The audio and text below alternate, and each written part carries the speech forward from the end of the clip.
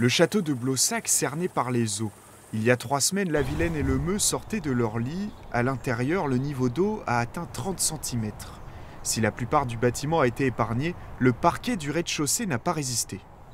Ça donnait cette impression-là. On avait l'impression qu'il y a eu une explosion venant du sol. Vous voyez, c'était soulevé comme ça, et puis c'était disloqué, voilà, complètement disloqué.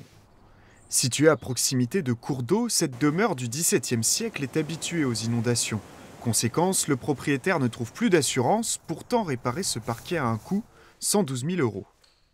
Les lambourdes qui sont en dessous et sur lesquelles il repose sont pourries pour la plupart. Et on sent bien, même avant les inondations, on sentait qu'il y avait des faiblesses.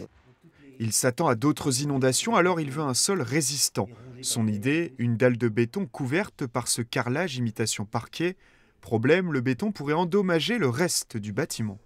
Notre idée, c'était de couler une dalle qui n'aille pas jusqu'au mur et de laisser un joint d'air, quelque chose qui permette au mur de ne pas être agressé par le béton. Des travaux qu'il compte bien financer grâce à une cagnotte, un appel aux dons jugé parfois déplacé sur les réseaux sociaux. En effet, une fois restaurée, la demeure ne sera pas ouverte au public, mais réservée à la location pour des événements privés. Beaucoup de gens sur les réseaux sociaux se sont émus du fait que nous demandions de l'argent au public, alors qu'il y a d'autres personnes qui sont en situation difficile. Évidemment, je le sais, c'est vrai, je n'ai pas de réponse. Je ne peux rien faire sans les dons, pour une raison très très simple. J'achève avec ma femme 6 années de travaux et qu'on n'a plus d'argent. Voilà.